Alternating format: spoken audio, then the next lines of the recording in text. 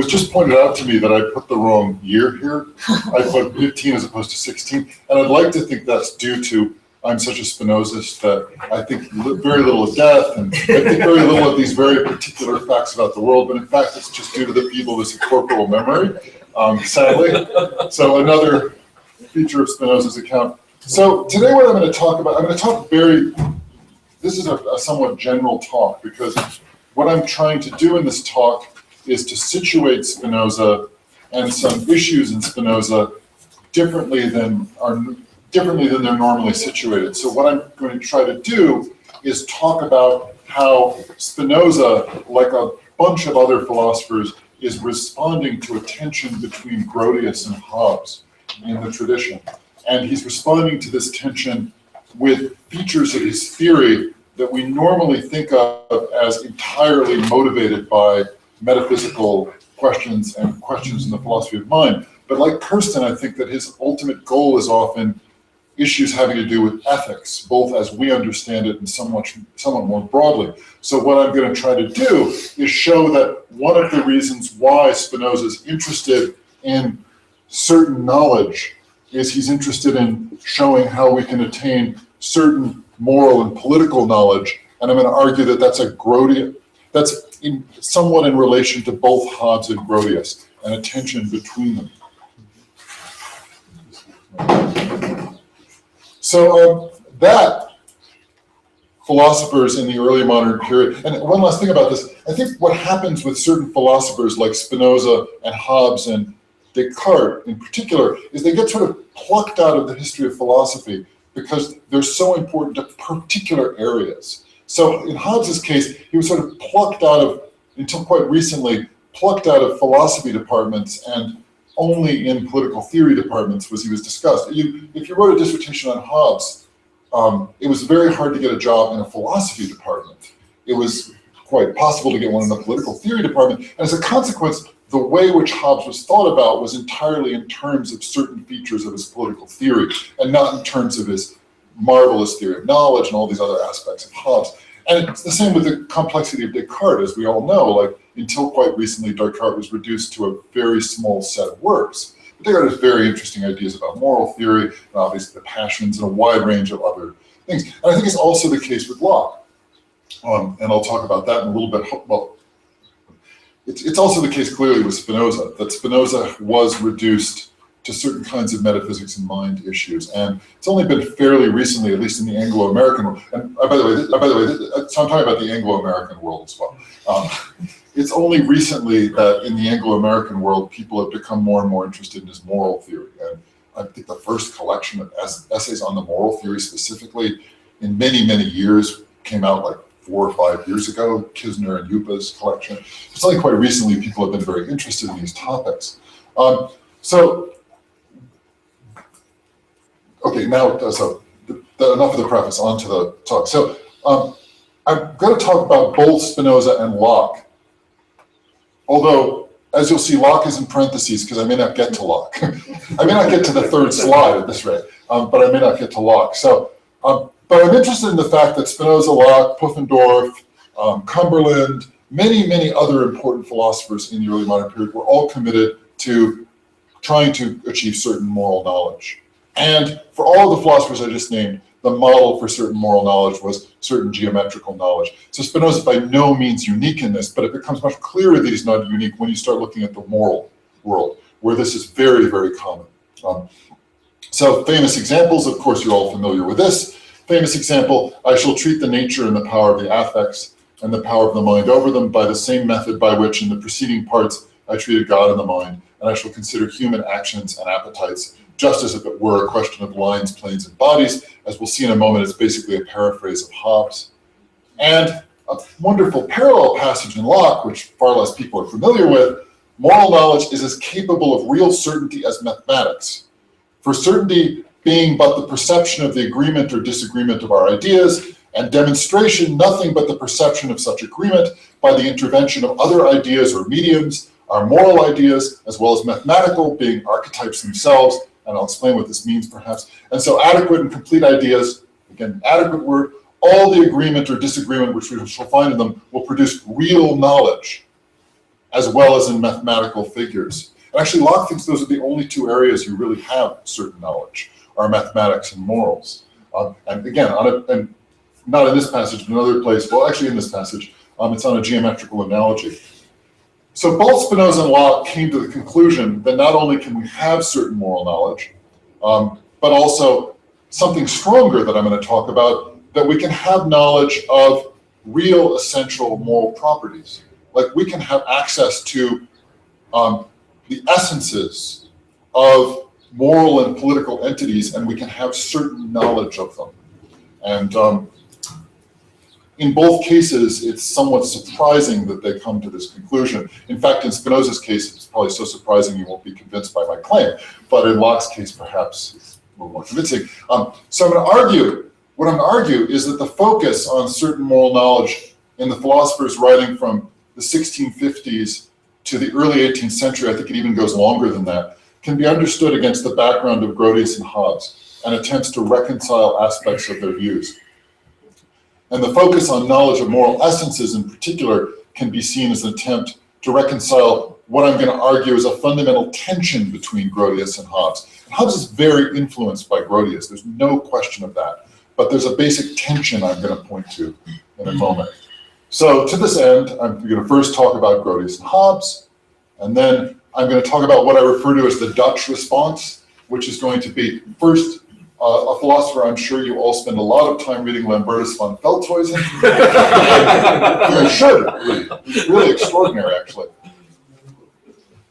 And then Spinoza, and what I'm going to try to do in part is cast Spinoza as sort of extending some ideas from Feldhuizen and altering some Hobbesian ideas as well. And then if time permits, I'll talk about Locke, which seems unlikely, and then I'm going to just briefly conclude. So first, the great Grotius. So in 1625, in Grotius's masterwork of the laws or of the rights of war and peace, he argued that independent of revealed religion, in a very famous passage which is referred to as Etiam si Dharmas. So independent of revealed religion, we have access to some mind-independent moral facts and qualities that arise from our nature and are driven, for Grotius, by self-interest and sociability. And over the course of the work, Grotius argues that from the fact that we have access to these, we can derive rights and duties that hold in the international arena independent of states. So famously, Grotius argues that in war, we can come upon certain kinds of natural rights, duties, and obligations that ought not be ignored. And he argues that that's on the basis both of the self-interest of all parties involved and what he calls natural sociability, what becomes called natural sociability, which no one knows what that word means throughout the 17th and the 18th century, although there are many long books on it. It changes in meaning, basically, what sociability means. It's a very, very tough term. And so as a consequence of this theory, according to Grotius, rights, duties, and what he calls natural law, which is a very, very broad swath, as I'm going to explain in a second, including rights and duties, are accessible and justifiable by natural human reason, independent of particular states, particular sovereigns, and of particular religious confessions, which is, of course, extremely important to Grotius as well. And there's a whole natural theology side of this, too. So in this work, this is one of the frontispieces of the work, he argued that once you recognize a fundamental set of natural rights and duties and obligations and connected to them, you can see that they unite a very broad array of morality. They unite personal morality, they unite natural religion, duties to God, they unite political morality, and in states, in relation to lawgivers, and also, as I just said, outside of states, and they unite for Grotius, but not for everyone we're going to talk about, the positive laws of particular nations. And Grotius also thought that this provided a way of uniting the natural law with what was called the jus gentium, which is roughly the international law. So relations between states. So it's a vast project, and those of you who've read it know it's a vast book attempting to unite the breadth of what we think of as moral politics. And one of the consequences, just to say, one of the consequences of this is the strong division between morals and politics does not exist in the way we think of it in the 17th and much of the 18th century as well, due to the background of this Grotian project. Thinking about it. There are divisions between aspects of morals and politics, but it's all united to some extent for Grotius. So the general features of the theory that I've just sort of outlined are, the theory is a moral realist theory. The theory argues that we have access to real, not mind-dependent rights and duties. And they're not necessarily dependent on contingent features of human beings either. There's rights and duties. That the theory tries to give morality a very intuitive shape. It tries to explain how our moral intuitions actually are backed by these natural rights, and the things that Grotius points to as natural rights, as duties that arise in war and maritime duties are highly, highly intuitive. And if any of you read Michael Ignatieff, the Just War book? Who is it? Michael Ignatieff, Just War book. It's a Grotian book. He hardly mentions Grotius, but the project is super Grotian. It's, here's an intuition we have. Wow, this seems to be really about the world. Don't shoot someone when they're in their pajamas, like that kind of thing. So that's really actually an argument for the book. So morality has an intuitive shape, and for Grotius, it's coherent with natural religion. There's a wonderful paper by Jacques Le Negri about this, about the relationship between natural religion and natural morality in Grotius. And finally, as I've also just mentioned, there's enormous breadth and unity of morality. Morality is broad. It includes politics. It includes natural positive law for Grotius, and it's also unified by real rights and duties that have this intuitive shape. And I think this picture is just in the background throughout the 17th and the 18th century. How do you get morality to look like this? And you see it in the Scottish Enlightenment in particular. You see it in people like Hutcheson. Okay, so what are the problems with this theory? Well, first problem, the breadth and unity of morality is a very serious problem. How do you get all of these different parts of morality to hang together? And throughout the 17th and the 18th century, there are different kinds of solutions to this. And you can see this in Kant, like very strongly. You can see in Kant the attempt to get positive law, all these different things, all these pieces together, backed by a theory of right. So how do you get the breadth and the unity of morality? That's kind of problematic for Grotius' successors. Another problem is, how do you access these moral qualities that are supposedly real out there? And Grotius, unfortunately, well, in some sense, unfortunately, says very little about it. He just posits these real moral qualities we have access to, these objective rights. I paused when I said unfortunately, because in a way it was very fortunate, because a lot of the dynamics of ingenious attempts to secure moral qualities are due to the lacunae in Grotius's text. So sometimes the lack in a powerful text can be very philosophically motivating. And finally, there's very little,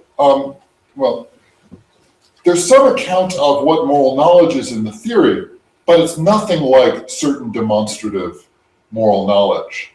There's some talk of the wisdom of the ages, and how, according to the wisdom of the ages, we can see certain kinds of rights have been argued for time immemorial, and therefore it's likely that these are the sorts of rights that are backed by these moral qualities, but there's not really any kind of syllogistic or demonstrative in any form argument for how we attain moral knowledge. He's very much a Renaissance thinker in that sense.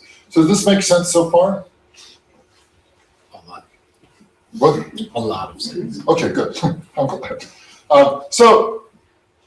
What I'm interested in now is thinking about these problems as needing response. So there has to be some response to how morality is real. There has to be some sort of response to how we can how morality is real, how we can get this intuitive shape of morality, and how we can get some breadth and unity of morality as well, and a response to these various problems. Okay, so the response to these last two problems, one way of responding to them, the access to moral qualities and the nature of moral knowledge, would be to try to make natural law a demonstrative science. And that's exactly what happened in the 17th century. Lots of different kinds of thinkers, as I mentioned, Pufendorf, Cumberland, etc., took over this broadly Grotian picture and tried to put it on a foundation of geometry. So is there a way that we can make this account give rise to moral knowledge that is as secure as geometrical knowledge? But the most famous person is, of course, Hobbes. And this is the quote from Hobbes that I just mentioned is paraphrased in the famous quote from Spinoza in the preface to Book 3 of the Ethics. True wisdom is simply the knowledge of truth in every subject. In treating of figures, it is called geometry, of motion, physics, of natural law, morals, but is all philosophy, just as the sea is called British, there Atlantic, everywhere Indian, elsewhere Indian, sorry, should be called everywhere Indian, so called from its particular shores, but all is ocean. If the pattern of human action were known with the same certainty as the relations of magnitudes and figures, the human race would enjoy such secure peace that apart from conflicts over space, as population grew, that's a serious, it's almost like he's predicting Malthus there, like, which really was the end of this picture, was Malthus was the person who killed this picture off. It seems unlikely that it would ever have to fight again. So it's this kind of utopian vision of once geometry is recognized and its unifying power, everything will be solved and peaceful reign triumphant. And by the way, this preface is in the edition of De Cive that was on Spinoza's bookshelf. So we know absolutely he read it. Well, he owned this. I guess we never know absolutely anyone read this. Even when they write notes in the margin, we're not so sure. But as much as we can know in Spinoza's case, we know this. Okay, oh, there he is. What a lovely face. So to this end, Hobbes posited that there were, I think, two distinct kinds of certain moral knowledge on the analogy with geometry.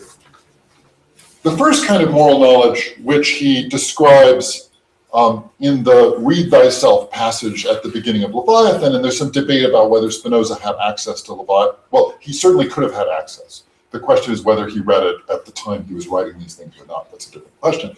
But this general sort of knowledge is in De Cive as well, that from first-person reflection on our passions and from recognizing the way in which the passions we access are ubiquitous, that other agents should recognize them as well, we can generate certain kind of passional motivations that give rise to what he calls the natural law.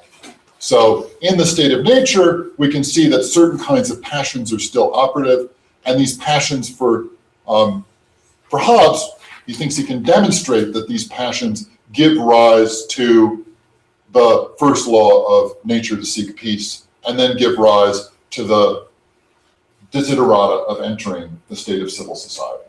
So all of that is secured via, I think for Hobbes, a priori argument and thoughthic argument and first-person reflection.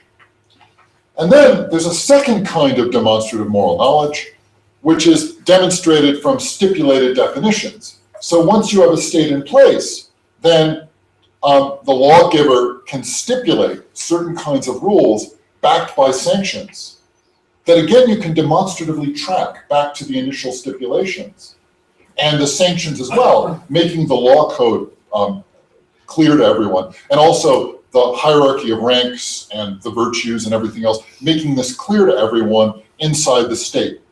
So there's this kind of general knowledge which we can achieve in the state of nature, which comes primarily from first-person reflection, I think, there's some argument about this, that motivates us then to go into the state, and there's a kind of knowledge then we can have in the state from stipulated definitions.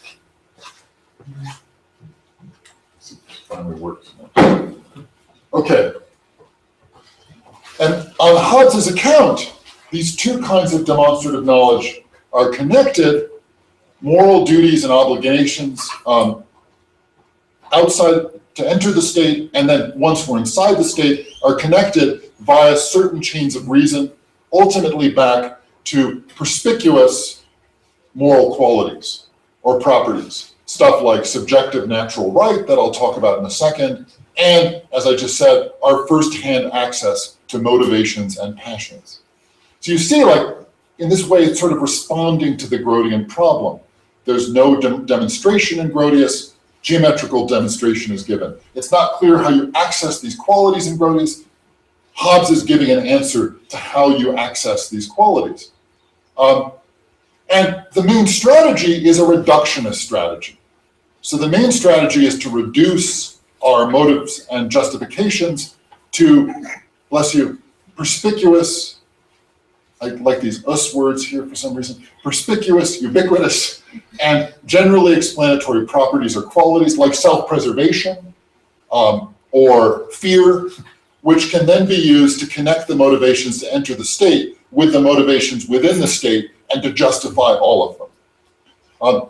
So on this account, then, we have a way of rendering moral qualities demonstratively tractable. We can now demonstrate with them. They're either sufficiently stipulated so we can demonstrate with them, or they're sufficiently ubiquitous so we can demonstrate with them, in the same way that we can with extensional geometrical properties.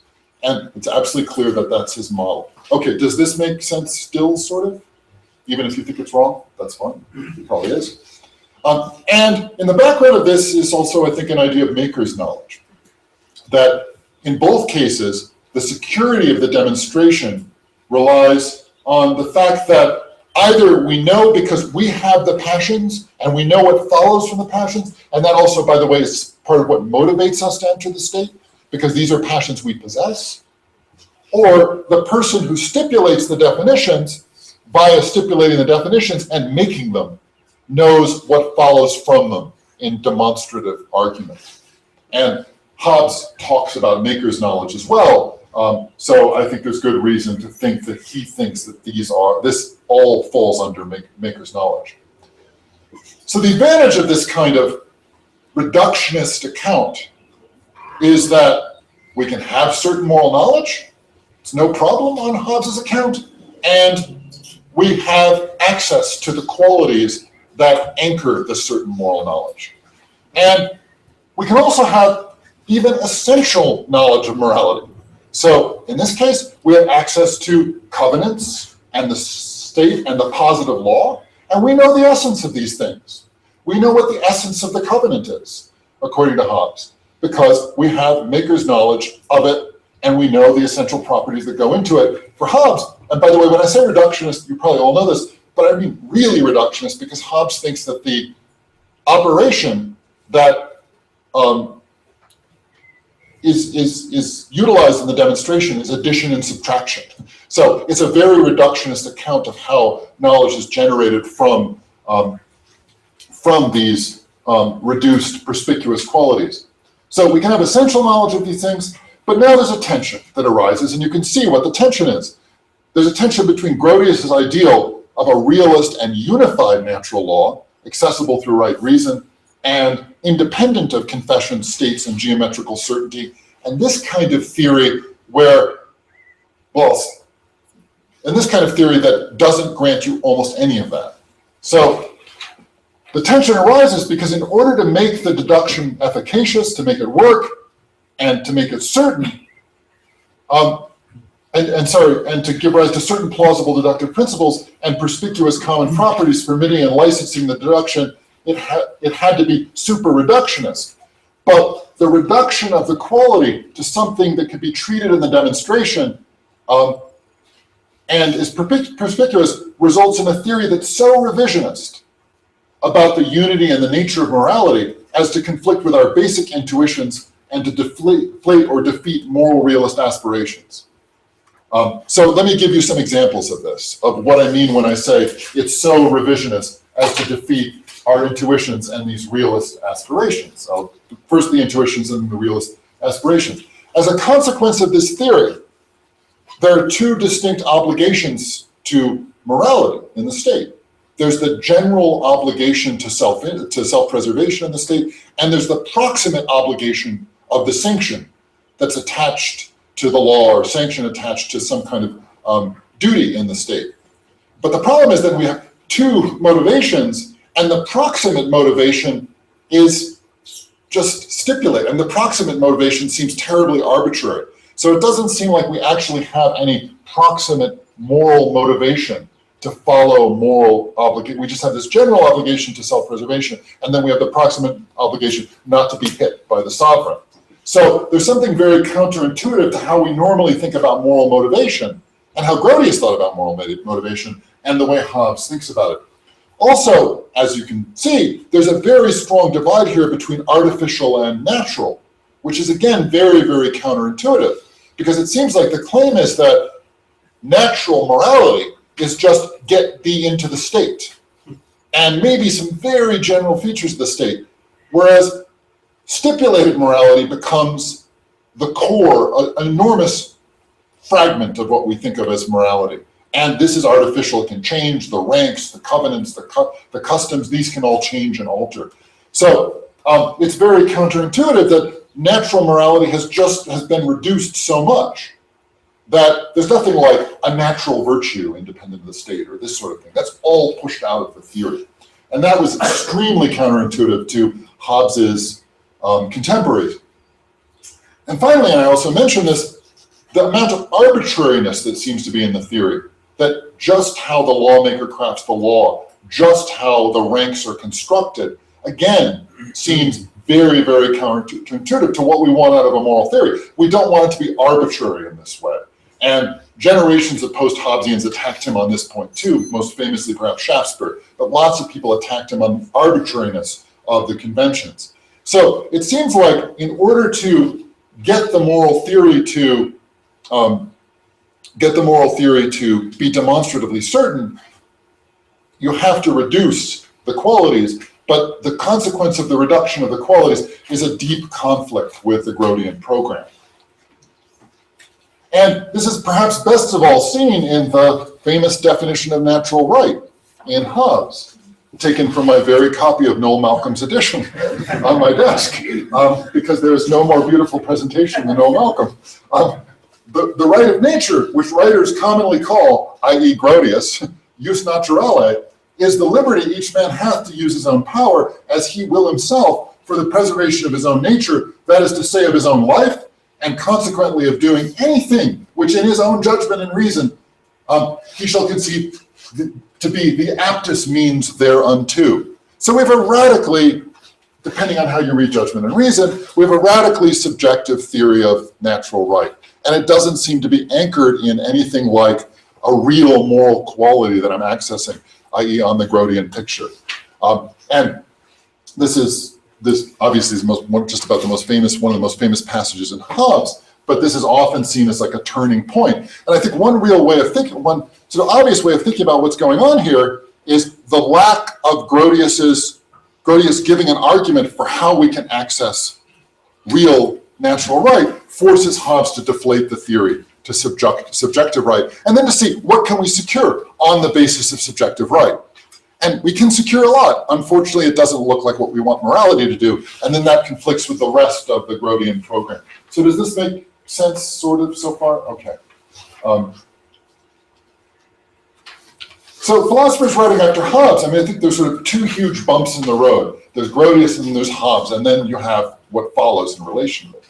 Philosophers writing after Hobbes attempted to dissolve or rebalance this tension by rethinking how we can provide a moral realist account while preserving certain demonstrative moral knowledge and even certain knowledge of moral essences and entities. So how can we reconcile these two philosophers and these respective desiderata? And I think there are lots and lots of strategies in the early modern period. Maybe, as I said, that might be sort of the way in which people do moral philosophy in the early modern period is often to strategize about this. But I want to talk about three strategies, which I've given arbitrary names. Don't put too much on these names, by the way.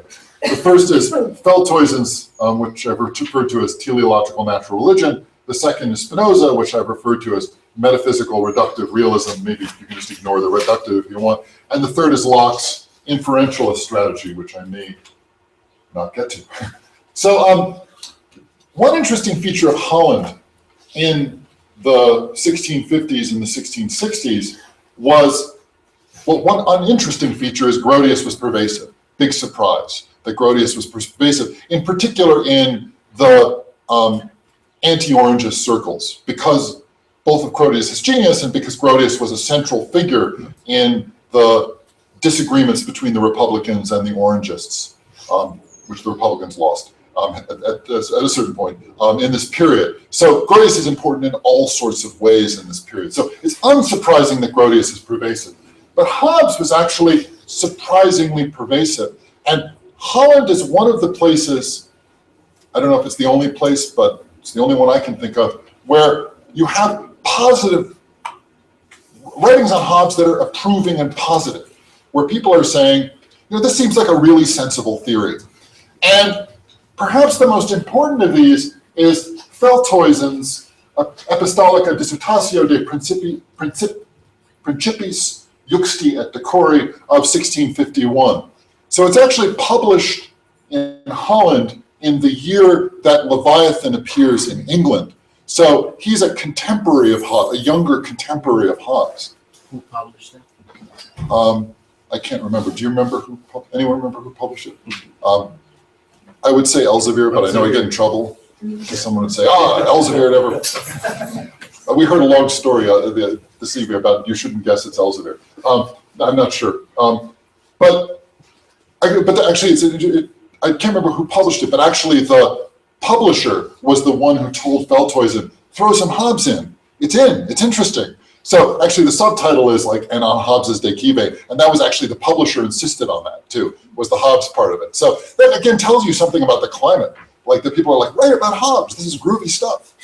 So Feldhuizen and Spinoza, I call it the Dutch response because I think what's interesting about both Feldhuizen and Spinoza is they both drew on the passions as a supplement to Hobbes's explanation. And it means in both cases to get you more proximate moral motivations. There's a passion, there's obviously a psychology of the passions in Hobbes, but what they do is they integrate it into the moral and the political theory in a different way than Hobbes does.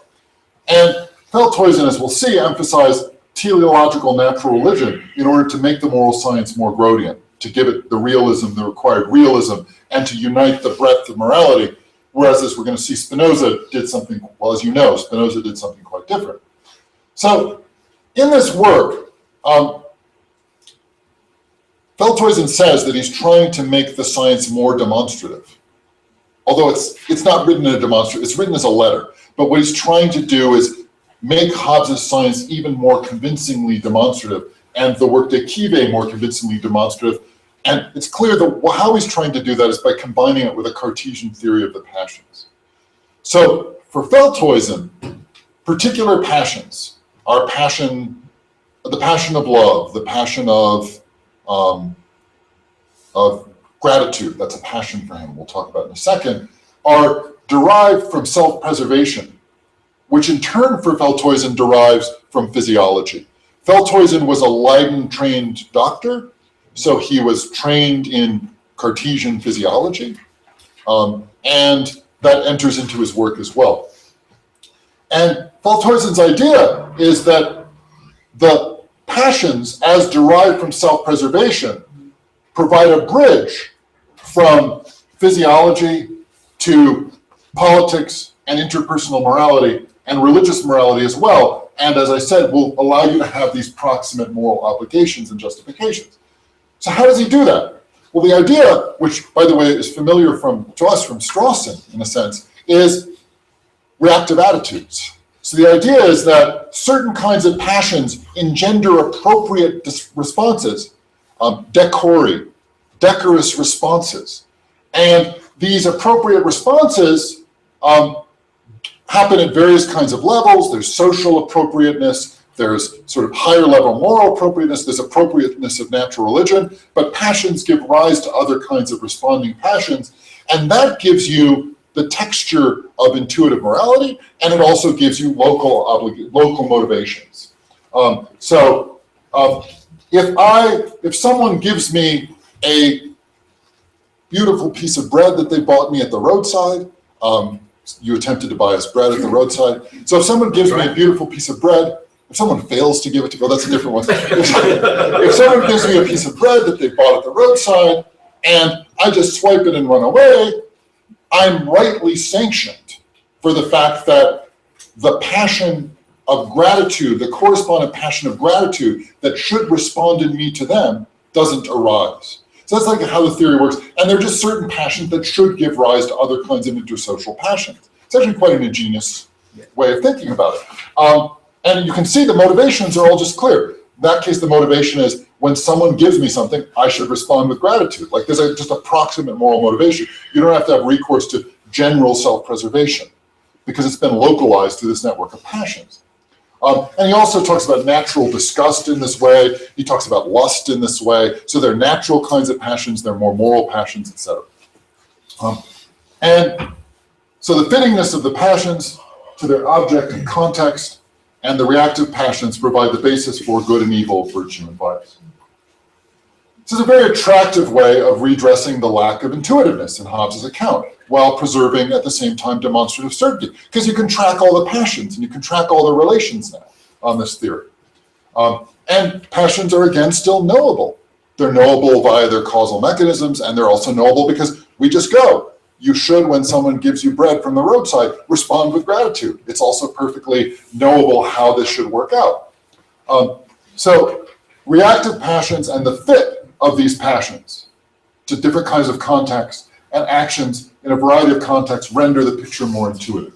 So we've responded successfully to one of the Grotian desiderata. But how do you explain moral reactions that don't seem to entail self-preservation? So in the case of gratitude, you can tell a story of how that entails self-preservation. But charity doesn't seem to be morally required to aid self-preservation. And charity is really, really important for Feldtoism. So how do you explain this? Well, that's why you need God and you need Jesus on this account. So to this end, Feldtoism argued that the ultimate ends of natural beings are set by creation. So God created us in certain ways with certain kinds of features, and this and other cornerstones of natural religion, that's the thickest one, that's a pretty thick premise, but the other ones are a little thinner.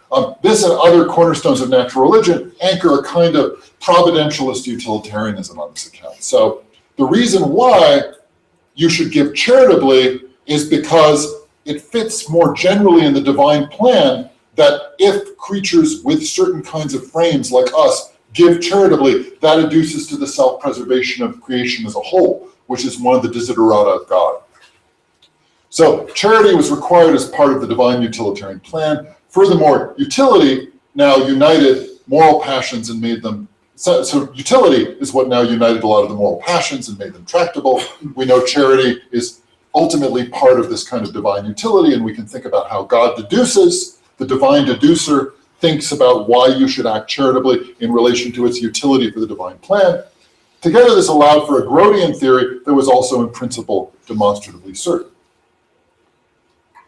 So this is a very attractive way, I think, to reconcile the tension between these figures along a number of axes. But there are two related worries. The first is the obvious worry, is that the natural religion is really robust on this theory. And the second is that it seems like we've seriously compromised demonstrative certainty at the point that we started talking about divine utility. And as you probably all know, in the 18th century, again, this becomes a really serious problem, perhaps most famous in Candide. But, you know, well, if that's our ultimate explanation, are we just saying God must know why? But it seems awfully creepy. So like there's, that becomes a very serious problem as well. So it seems like the robustness of the natural religion and the lack of access to the maker's knowledge in the case of these central passions like charity is a problem. And again, it relies on revealed religion as well, and it relies on Jesus and so forth. So I'm not saying that's the entire explanation, but I'm saying qua a more natural theory based in natural reason, these become problems. So I think we can think of Spinoza as trying to, again, respond to this tension. How much time do I have? 10 minutes. Okay, no lock. I think we can think of Spinoza as trying to respond to this tension, with a very similar strategy. Spinoza, like Feldhuisen, thinks that the passions are what do this work. Like what the passions do is they connect self-preservation, interest, and moral virtue without having to have recourse to a much more remote kind of obligation. So in that sense, I think it's a very Feldhuisian theory he's offering. But unlike Feldhuisen and Hobbes, for whom self-preservation was either matter in motion or some similar principle that then became a psychological principle that then became a normative principle, Spinoza instead argued for more general, tractable metaphysical principles. And we can see this by looking at his account of the conatus, which is directly relevant here. So here's Hobbes' account of the conatus. To be motion made in less space and time than can be determined by exposition or number, that is, motion made through a point. It's unsurprising that that's Hobbes' account. The conatus is minimal motion, minimal describable, demonstratively describable motion. And if the endeavor that's in matter, the motion becomes the endeavor that's in human beings and other parts of nature, it all goes down to this minimal motion. So it's unsurprising that he would think that's how you should treat conatus. But let's compare now Descartes' first law of motion and Descartes' account of, and then Spinoza's account of the conatus. So let's just look at Descartes. Each thing, insofar as it is simple and undivided, remains quantum in se est. You're all familiar with that claim. It's from Descartes. Always in the same state, never changing unless as the result of external causes. That's from the Principles of Philosophy. And now here's Spinoza's version of this very law in the Principles of Descartes' philosophy. Each thing, una quaeque res, so we have the same expression, insofar as it is simple and undivided, and it is considered in itself alone, and in se sola consideratur, I don't know why I put that up there. Oh, quantum in se est, perseveres in the same state, in eodem statu perseverat. So you have a more general form of this, and lo and behold, the conatus from Ethics Proposition 6, each thing, una quaeque res, quantum in se est, endeavors to persevere in its being in sua esse persevera conatus. So it's clear what's happening here. What he's doing is he's generalizing from Descartes' first law of motion to his version of the first law of motion to the conatus. And this account includes Hobbes' way of thinking about it as well. Minimal motion can be explained on this account as well. But this is a general metaphysical principle. It's not a principle of motion. It's a principle of perseverance in general, and then that becomes the basis for the conatus. Does that make sense, this deduction? So the idea is that instead of moving from motion to preservation, we can see that the definitions of motion that are being used to give rise to theories of preservation, in fact, assume a more general metaphysical definition.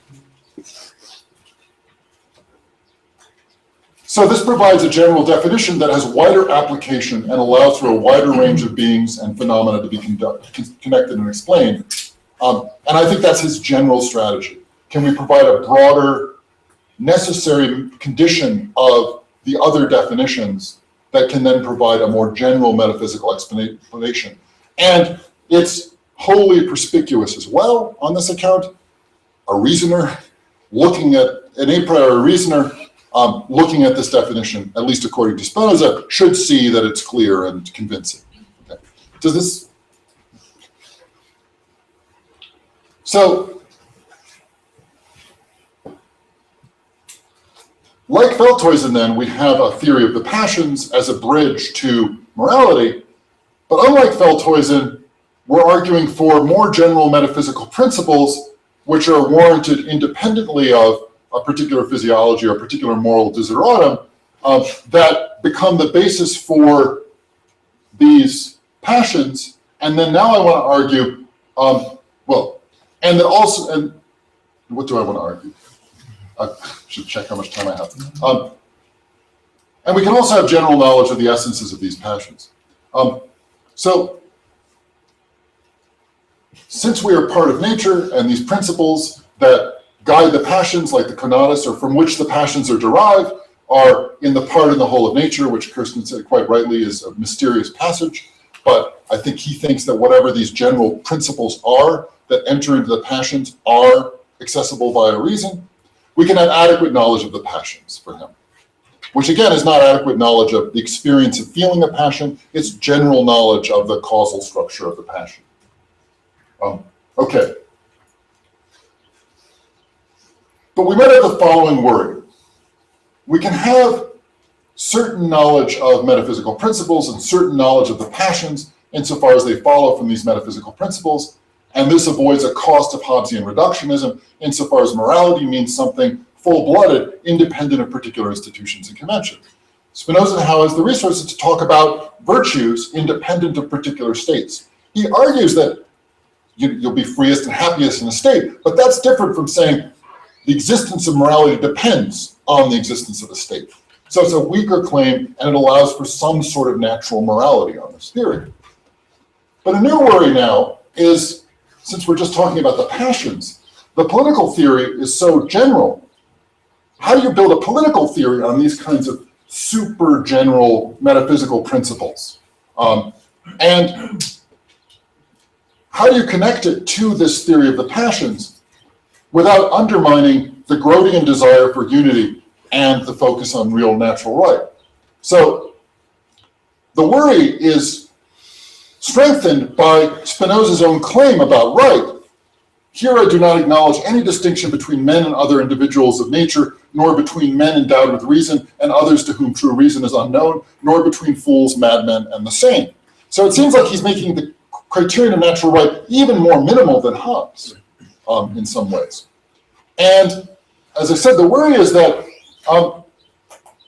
even if we can anchor something of a realist theory of morality that's also intuitive, it seems like the political theory is going to, we're not going to be able to specify the political theory in such a way as to unite it with the moral theory and give rise to this Grotian breadth. And it all looks all the worse when we actually look more carefully at the definition of natural right. Sorry, I'm watching the dogs exercise their natural right. By the right and established order of nature, I mean simply the rules governing the nature of every individual thing, according to which we conceive it as naturally determined to exist and to act in a definite way. For example, fish are determined by nature to swim, you all know this passage, and the big ones to eat the smaller ones. Thus it is by sovereign natural right that fish inhabit water and the big ones eat the smaller ones. For it is certain that nature, taken in the absolute sense, has the sovereign right to do all that she can do. That is, nature's right is coextensive with her power, for nature's power is the very power of God, who has sovereign right over all things. So it seems like he's made metaphysical, but in the consequences, he's made it even more radical than Hobbes. And that he has in some ways, there's no question. And it goes on, but since the universal power of nature as a whole is nothing but the power of all individual things taken together, it follows that each individual thing has the sovereign right to do all that it can do, i.e. the right of the individual is coextensive with its determinate power. Now, since it is the supreme law of nature that each thing endeavors to persist in its present being as far as it lies, taking account of no other thing but itself, it follows that each individual has the sovereign right to do this, that is, as I have said, to exist and to act as it is naturally determined. Okay, so Spinoza here gives a general metaphysical account of natural right, which is a necessary condition, I think, for him for Hobbesian subjective right. So actually, I think Spinoza thinks that this account of natural right bears the same relation to Hobbes's account of natural right that his account of conatus bears to the law of motion. He thinks that this is a more general, necessary condition in order for someone to exercise the kind of subjective right that Hobbes is describing. In order for me to care about my death or not, in order for me to make the judgments of reason, this has to be in place for him. So it's a similar kind of move. What is the metaphysical necessary condition of a prior compelling theory? Like Hobbes, this seems to undermine the unity of morality and drawing a strong line between politics, concerned with natural right, and private morality, concerned with virtues arising from the passions. They both draw on the conatus, though, and this allows us to find a different source of their unity. And this is the final thing I will talk about. So there are a number of conceptual identifications in the definition of natural right. Obviously, it's just like a long list of conceptual identifications. And Spinoza, as we know, further identifies conatus with the actual essence of a thing at Ethics 3p7. And I'm very glad that Mons licensed me not to have to make distinctions between actual, formal, etc. essences with his paper. So let's call this the essence of a thing at Ethics 3 proposition 7. So taken together, I think the identifications in the natural right passage I just read you and the conatus being identified with the actual essence of a thing suggests that to know the actual essence of some X is to know its conatus, and under certain circumstances, it's to know its natural right. So if I know its essence, minimally, that's a necessary, that's a sufficient condition to knowing its natural right, if I know its essence. Consequently, knowledge of the actual essence of some X is sufficient for knowledge of natural right. Because if I know the essence, then I know the bounds of the agency of the thing. In order to see what the consequences of this are for moral knowledge, we need 3 more premises. Can I have to. It has to be about Spinoza, sort of, not just about isn't Veltoisen great. So, to demonstration 2, what pertains, and I think it's important, by the way, it's what pertains to the essence. It's not the entire knowledge of the essence, and I'm not claiming we have entire knowledge of the essence. We just have knowledge of essential properties. So what pertains to the essence of a thing is that which given the thing necessarily is posited, and that which absent the thing is necessarily taken away, or that which is neither able to be or be conceived without the thing, and conversely that without which the thing is neither able to be or be conceived. And if you have knowledge of this sort, then you have essential knowledge you have knowledge of some part of the essence for Spinoza. So we're familiar with that one, and we're no doubt familiar with this one. By individual things, I mean things that are finite and have a determinate existence. If several individual things concur in one act in such a way as to be altogether the simultaneous cause of one effect, I consider them all in that respect as one individual. And what this warrants is that individuals might arise from other individuals. So entities like republics are individuals insofar as they concur to cause a unifying effect, the health of a republic.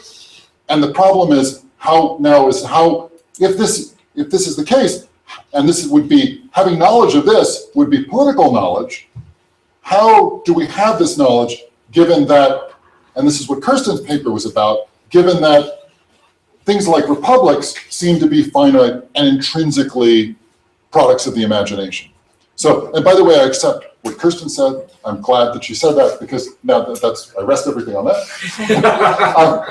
But one more thing, to proposition 39, which I think is a crucial and, as far as I know, sort of overlooked proposition. Of that which is common and proper, very important word there, to the human body and to any external bodies by which the human body is customarily affected, and which is equally in the part as well as in the whole of any of these bodies, the idea also in the mind will be adequate. So 2 proposition 39 warrants adequate knowledge that is also local, common, and proper. So it can be common within, I think you put it nicely, Moses, you can have 2 things that have something in common on this account.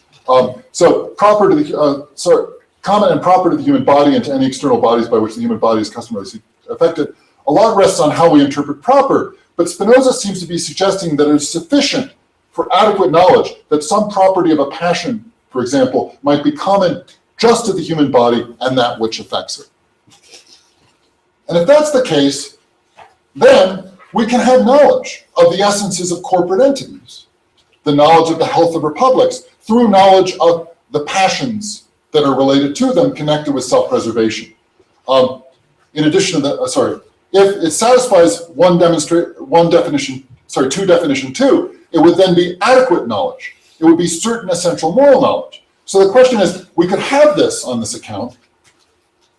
Are there examples of this? And thank you, Pete Steinbeckers, there are. Number 1, from the Tractatus Politicus, there are certain conditions that, if operative, entail that the subjects will respect and fear the commonwealth, while the absence of these conditions, see it's in the 2D2 formulation, entail the annulment of that fear and respect, together with this, the destruction of the commonwealth. This is knowledge of the existence or destruction of the commonwealth. Thus, in order that a commonwealth should be in control of its own right, it must preserve, conatus, the causes that foster fear and respect, otherwise it ceases to be a commonwealth. So this is knowledge of an essential property of commonwealths. It's essential to commonwealth that they do this, and it's clear that Spinoza thinks it's essential because he uses the very terminology from 2D2. Number two, that's not a terribly familiar proposition. Thank you, Pete Steinbecker. Number two, a familiar proposition. Not only can it be conceded the liberty of philosophizing preserves piety and peace in the Republic, but unless freedom of philosophizing is present, piety and peace cannot arise in a republic. So again, very famous passage. It seems again to be modeled on this kind of definition. And again, how we access it is through philosophizing, which is perfectly perspicuous, piety and peace, which he gives definitions in terms of the passions, which gives you essential knowledge of some property. I'm almost done, almost done. So we have now essential moral knowledge. Like for Feldhuisen, knowledge of the passions and virtues that the passions give rise to is demonstratively certain real moral knowledge, albeit from different sort of general metaphysical principles. These principles, as Spinoza suggests in his account of natural right, are natural and wholly real. Furthermore, as we just saw, Hobbes' account of natural right is generalized by Spinoza to all beings. This allows for certain demonstrative moral knowledge of essences connected with knowledge of natural right, specifically the entities known. So what he's done is given knowledge of politics that's on the same basis as our moral knowledge. And he's united them all epistemically. He's united them all through our capacity for essential knowledge. Now, I'm just going to say this. Perhaps if you know Feldhuisen, the reason you know Feldhuisen is he wrote that scorched earth letter to Ostens about how horrified he was by the TTP. And it's an amazing letter. I mean, it basically says, like, according to Spinoza, you might as well just institute Islam in the state. It doesn't matter for him. He says all sorts of things. And a lot of the things I'm talking about, I don't have time to talk this through, but are worrying to Feldhuisen. And it's a rare example. Maybe it's nearly a unique example in the correspondence where Spinoza actually really seems to be hurt and really seems to care about it. And he wrote a letter back to Ostens, angry and depressed about this. And I think the reason why is he thought he was part of Feldhuisen's program. He thought that they were on the same side. There are other reasons that he thought they were on the same side, but he thought they were on the same side. And he was astonished that Feldhuisen basically thought he was the devil. I mean, that's what he says in the letter, basically. And Spinoza, in this, so I won't talk about how we can have, there's lots of other things to say, but I just want to end by saying, Spinoza, in his letter, says, why did he think this? It's love of God that generates everything. It's the passions. Why could he think that I'm an atheist? Because he calls him an atheist in the letter as well. And he says, for moral precepts, whether or not they receive the form of law from God himself, are still divine and salutary. And whether the good that follows from virtue and love of God is bestowed on us by God as judge, or whether it emanates from the necessity of the divine nature, it will not on that account be more or less desirable, just as on the other hand, the evils that follow from evil deeds are not less to be feared because they necessarily follow from them. I think he thought he'd given the internal standard of morality. He'd given the proximate moral motivation. He'd explained natural religion. He'd done all this. And Feldhuisen was like, you've descended into horrific atheism. So the Dutch program breaks at this point. So anyway, I won't talk about Locke, I won't talk more about this, but thank you very much.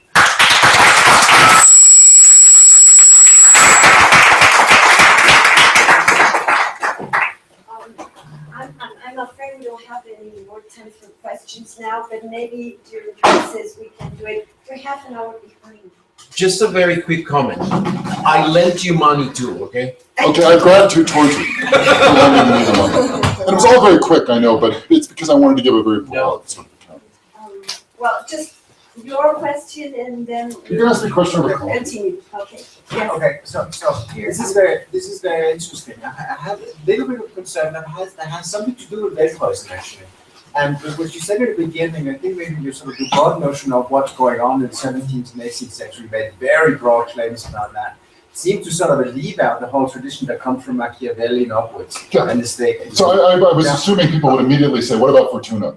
Yeah. So and all these things where you have traditions where certain moral knowledge is certainly not on the Yep, I agree completely. Now, what is interesting about that is that when Feldhuisen is writing to Ursus, what does he assimilates Spinoza to?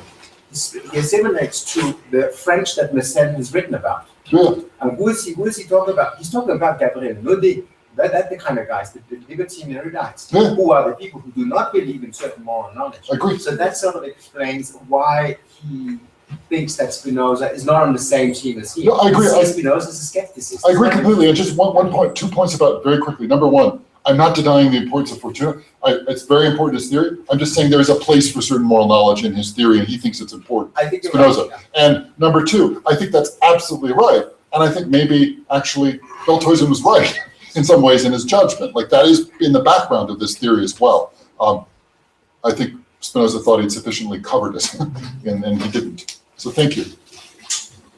Okay, can you maybe make the question and then have the answer outside when we have coffee to be served? Sorry about that. What's the play of Letitia in this view?